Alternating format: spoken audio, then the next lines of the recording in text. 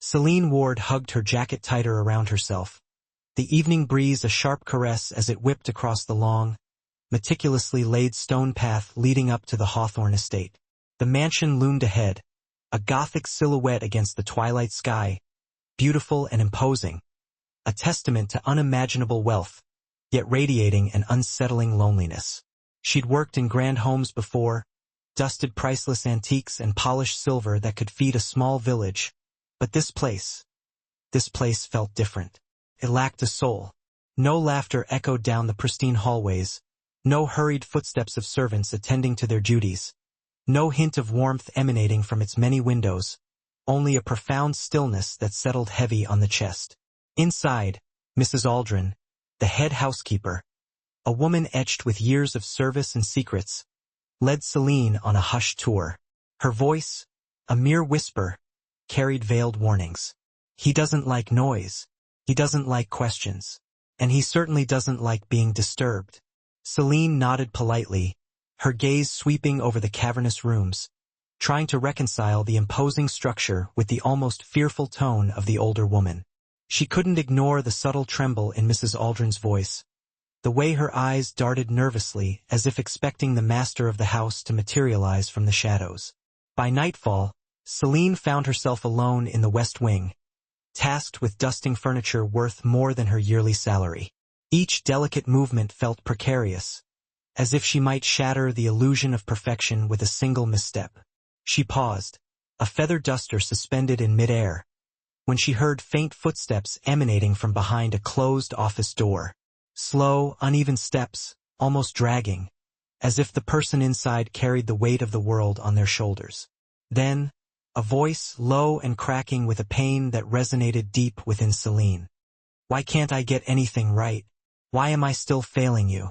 Celine froze, every nerve ending on high alert.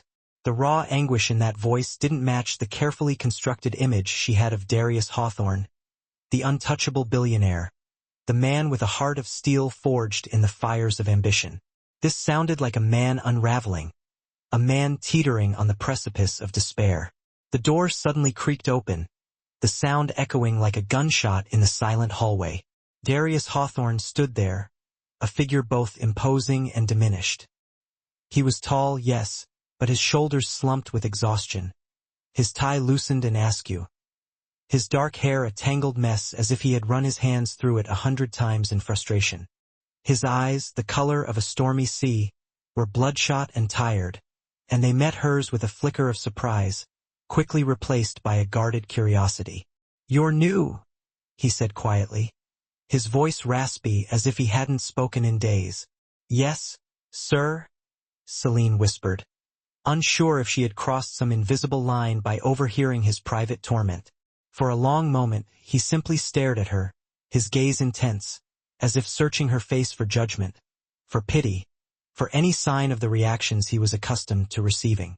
Instead, he found only calm, a quiet understanding, something he hadn't encountered in years.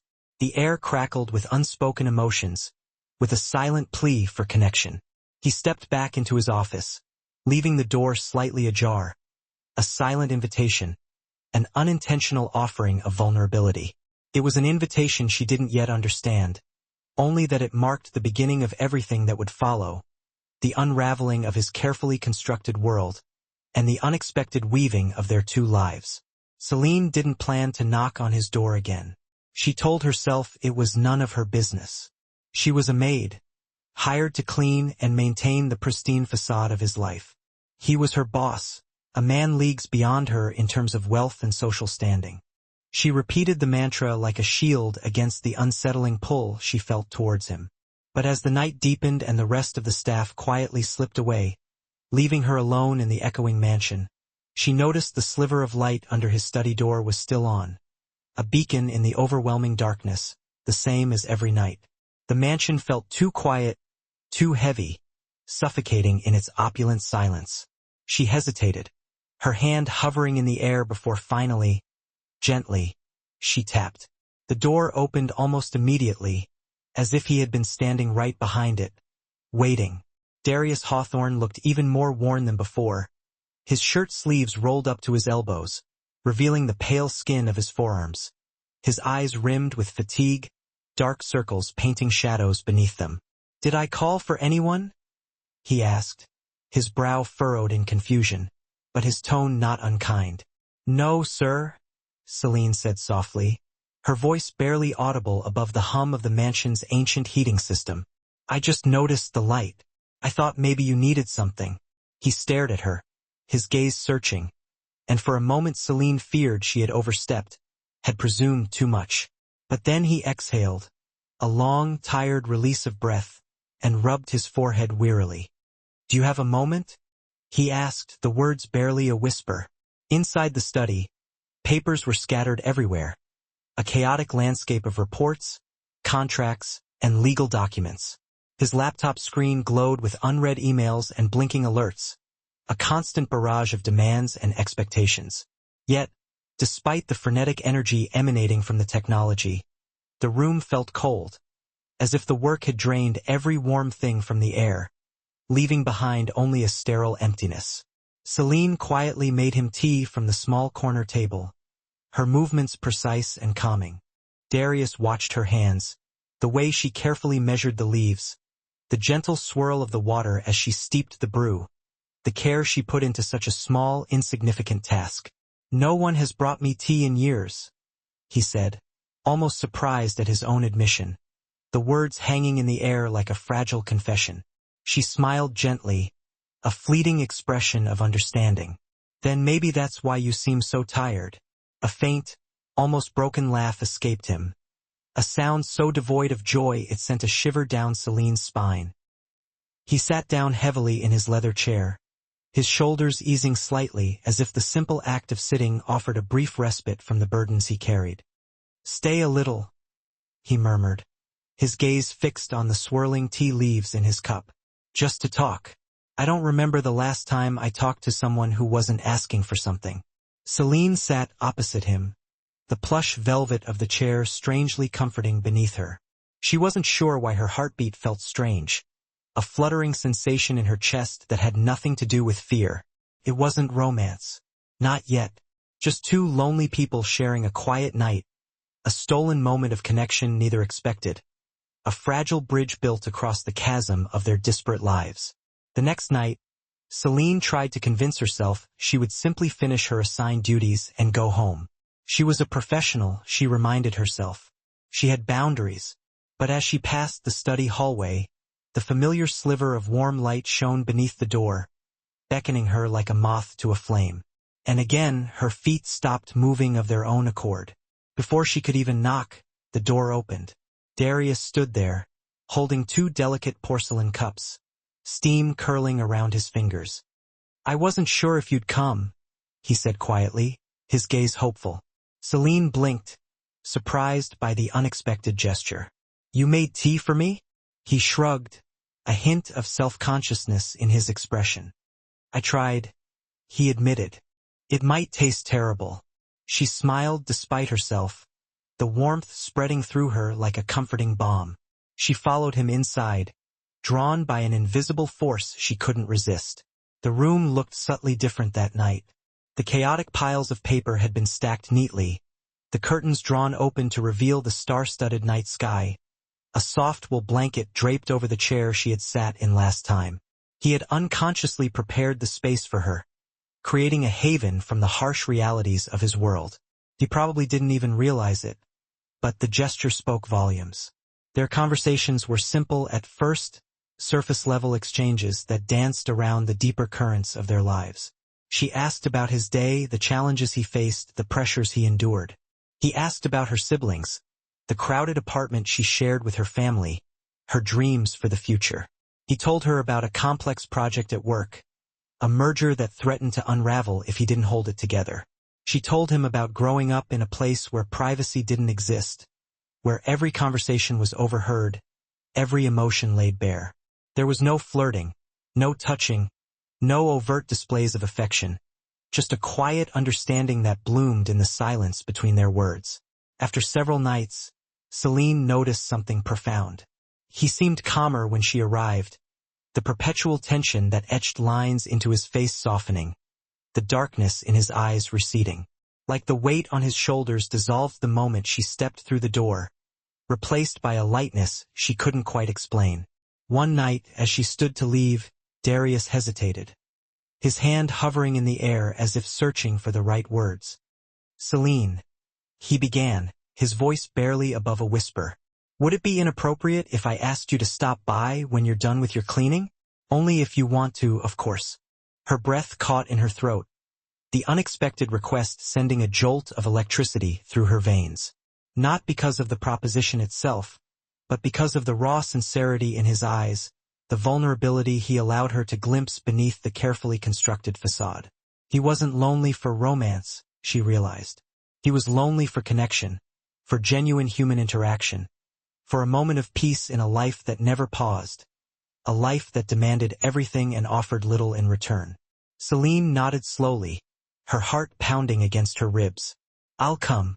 It became their unspoken ritual, a quiet arrangement, a comfortable routine they both needed more than they dared admit. Each night, Celine would complete her duties, the anticipation building with every polished surface and straightened corner. Then, she would make her way to the study, drawn by the warmth of the light and the promise of connection. Celine arrived late that night, expecting another quiet conversation, another shared cup of tea, another brief respite from the loneliness that haunted them both. But when she stepped into the study, she found Darius staring intently at a framed photograph on his desk, his posture rigid, his jaw tight, as if holding back a torrent of emotions he couldn't afford to feel. He didn't look up when she entered, his gaze fixed on the image before him. "She loved this picture," he murmured, his voice thick with unshed tears. Celine froze, her hand instinctively reaching for the doorknob, ready to retreat and leave him to his grief. He had never spoken about her before. The woman the tabloids whispered about, the fiancée he lost in a tragic accident 3 years ago, the ghost that haunted the halls of Hawthorne Manor. "I'm sorry," Celine said softly, unsure whether to step closer and offer comfort or to simply disappear into the shadows. Darius finally turned to her, his eyes dimmer than usual, the storm gray replaced by a dull, lifeless ache. "Everyone tells me to move on, to forget, to find happiness again, but I don't want to forget her. She was the only person who truly saw me, who understood the darkness that lurks beneath the surface." Celine swallowed, her heart pulling painfully at the sight of his raw grief. She didn't want to intrude, to force her presence on him during such a private moment, but she couldn't just stand there watching him break alone, the silence between them heavy with unspoken pain. "Maybe," she whispered, her voice barely audible, "you don't have to forget her to heal. You can honor her memory without letting it consume you." He let out a shaky breath, the sound laced with disbelief. "I haven't talked about her to anyone in years. Not my board, not my friends, not even my therapist. It's too painful, too raw. But with you—" His voice cracked, the carefully constructed walls around his heart crumbling just a little bit more. "It doesn't hurt as much." Celine sat down slowly, giving him space, but not distance, offering him a silent promise of support without demanding anything in return. "You don't have to explain anything," she said gently.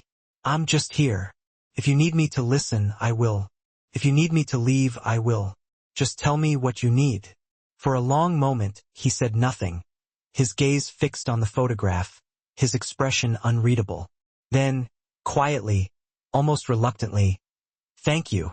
They spoke for nearly an hour, their conversation meandering through the complex landscape of grief, guilt, and the profound loneliness of pretending to be strong, of carrying the weight of the world on one's shoulders without ever asking for help. Darius didn't cry, but Celine saw the way his hands trembled when he finally set the photograph down, the almost imperceptible tremor in his voice as he recounted memories of his lost love. When she rose to leave, he caught her wrist gently, not to hold her back, but to steady himself, as if drawing strength from her presence. "Celine," he said, his voice barely above a whisper, his eyes searching hers with an intensity that made her heart pound. "I don't feel so alone when you're here." And that was the night the walls around his heart finally cracked, The carefully constructed defenses he had erected to protect himself from further pain began to crumble under the weight of her quiet compassion. Rain hammered against the mansion windows, a relentless assault that mirrored the turmoil raging within Darius. Lightning flashed, illuminating the gargoyles that perched on the roof, their stone faces seemingly contorted in silent screams. Celine arrived, soaked from her walk across the grounds, shaking off droplets of water as thunder rolled across the sky, a deafening roar that seemed to shake the very foundations of the house.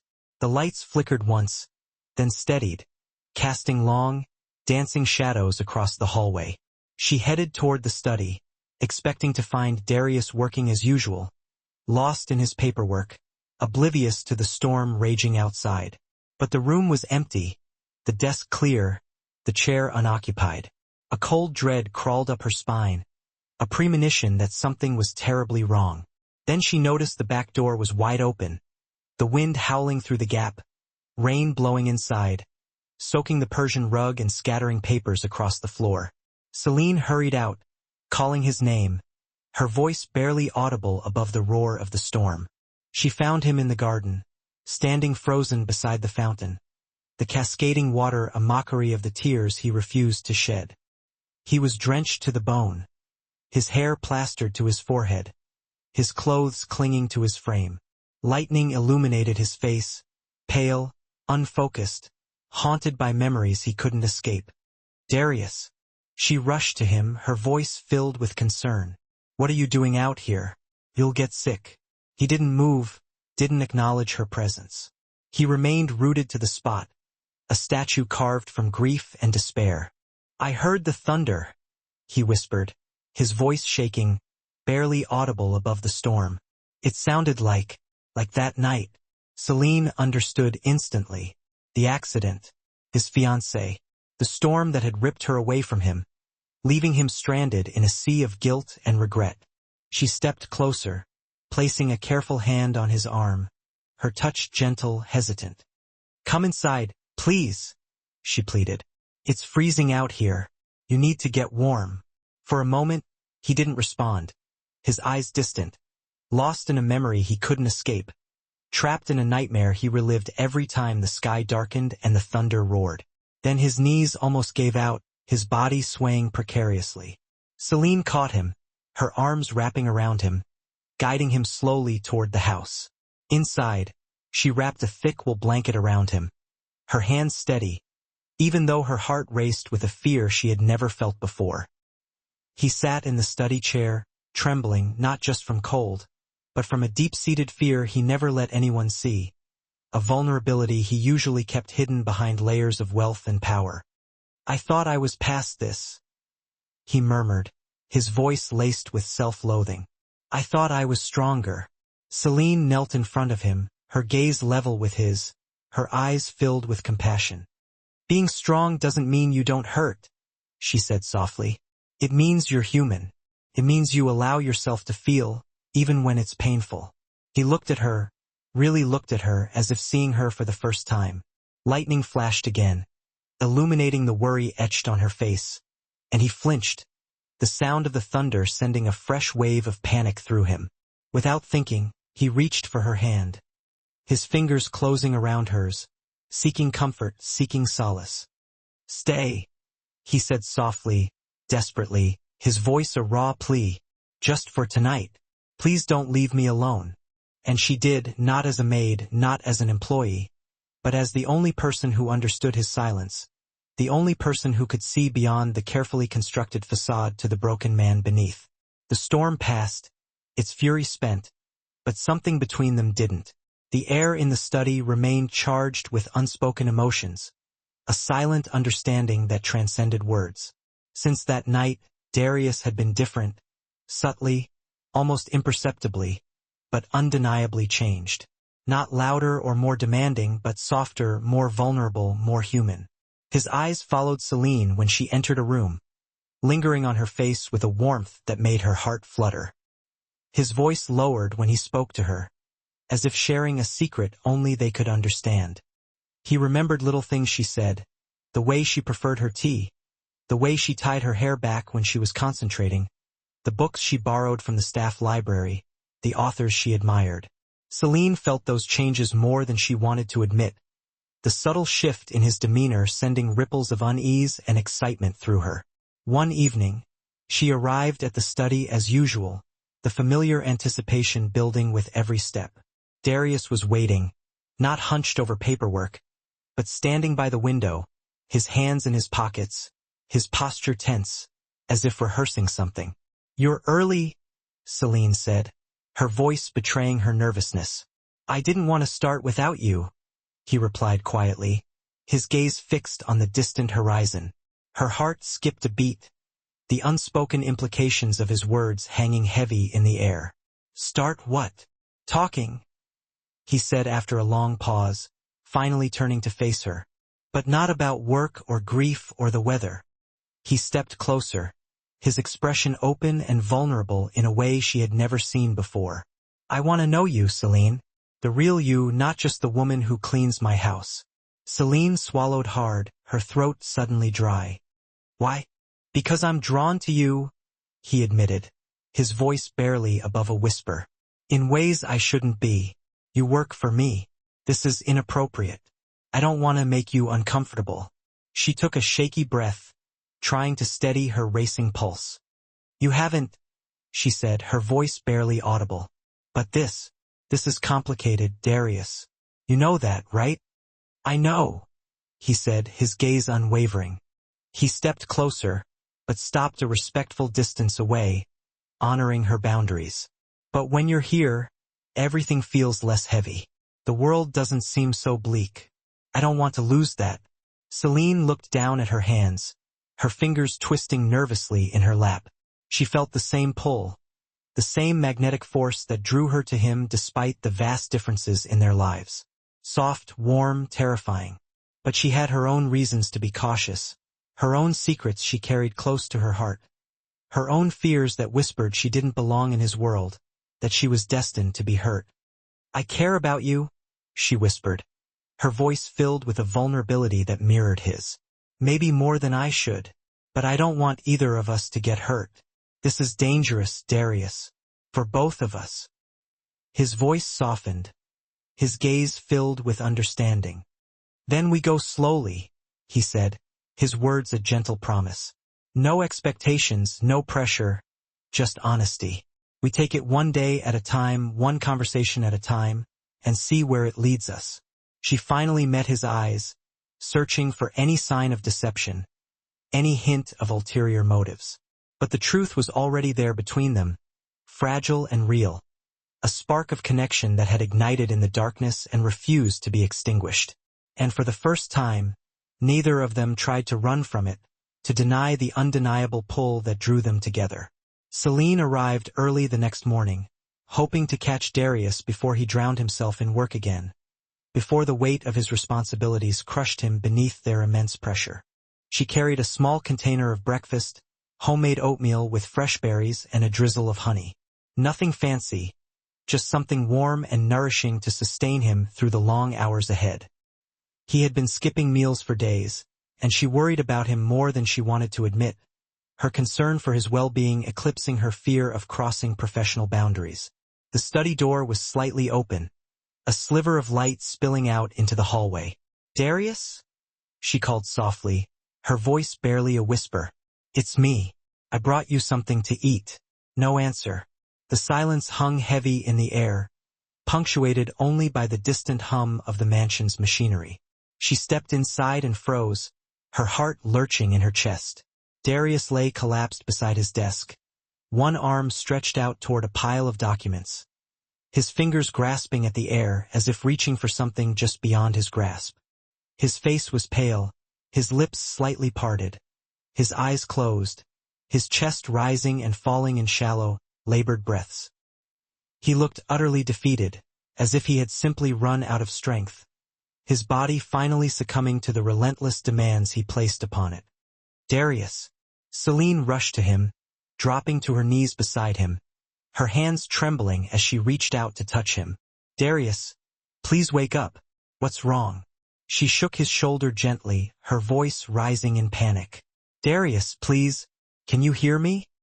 He barely stirred, his breathing remaining shallow and erratic. Her hands trembled uncontrollably as she grabbed her phone and dialed emergency services, her voice frantic as she relayed the situation to the dispatcher, her mind racing with fear. Within minutes, paramedics arrived, their movements efficient and professional as they assessed Darius's condition and carefully lifted him onto a stretcher, their faces grim. Celine followed, her heart pounding with a fear she had never felt before, a terror that threatened to consume her as she watched them load him into the ambulance and speed away, sirens wailing, the flashing lights cutting through the morning darkness. At the hospital, she waited anxiously, pacing the sterile hallway, her nerves stretched to the breaking point. Hours later, a doctor finally approached her, his expression grave. "Are you family?" he asked, his gaze searching. Celine hesitated, her mind grappling with the implications of her answer. "No," she whispered, her voice barely audible. "But I'm someone who cares. I'm his friend." The doctor nodded slowly, his expression softening slightly. "Mr. Hawthorne is suffering from severe exhaustion," he explained. "He's been pushing himself too hard for too long. The stress levels he's been under, sustained for this period of time, it's incredibly dangerous. His body simply shut down. If you hadn't found him when you did." He trailed off, leaving the unspoken words hanging in the air. Celine pressed a hand to her mouth, tears stinging her eyes. She remembered the sleepless nights, the skipped meals, the weight he carried in silence, the burden of responsibility that seemed to crush him beneath its immense pressure. She should have pushed him to rest, she berated herself. She should have done more to help him, to protect him from himself. Darius woke briefly hours later, his eyes fluttering open, unfocused, until they landed on her, recognizing her presence with a flicker of relief. "Celine," he whispered, his voice a faint breath. "I'm here," she whispered back, gripping his hand tightly, her tears blurring her vision. "I'm not going anywhere." He exhaled shakily, his eyes closing again, his body sinking back into the oblivion of sleep. But before sleep claimed him completely, he managed one fragile sentence, a whispered confession that pierced her heart like a shard of glass. I didn't want you to see me like this." Celine felt her heart break, the weight of his vulnerability crushing her beneath its immense pressure. This morning, everything changed, she realized. Not just for him, but for her, too. The fragile connection they had forged was now threatened by forces beyond their control, forces that sought to exploit his weakness and expose their secret to the world. By the next morning, the hospital was surrounded by reporters, a ravenous pack of journalists eager to devour any scrap of information about Darius Hawthorne's collapse. Cameras flashed incessantly, blindingly bright. Microphones were thrust forward, demanding answers. Headlines spread like wildfire across the internet, each one more sensational than the last. Billionaire collapses. Hawthorne's health crisis. Mystery woman at Darius Hawthorne's side. Celine watched the chaos from a quiet corner of the waiting room, her heart pounding against her ribs, her hands clammy with fear. She had only wanted him safe, she told herself, to protect him from himself, to offer him a moment of peace in his turbulent life. She never imagined her presence would spark a scandal, that her act of kindness would be twisted and manipulated by the insatiable media machine. Inside Darius's private room, nurses struggled to keep the press at bay, their efforts proving largely futile as reporters clamored for access, desperate for a glimpse of the ailing billionaire. Celine slipped in quietly, unnoticed amidst the commotion, her heart aching at the sight of him. He was awake this time, propped up against the pillows, looking weak and pale, but conscious, his eyes filled with a mixture of pain and confusion. His gaze softened when he saw her, a flicker of relief crossing his face. "You're still here," he said, his voice raspy. "Of course I am," she whispered, squeezing his hand gently. "I promised you I wouldn't leave." Before he could respond, his assistant, Malcolm, a man known for his unflappable demeanor, stormed into the room, his tablet clutched in his hand, his face pale with worry. "Darius, the media is tearing this apart," he exclaimed, his voice barely controlled. "They're saying."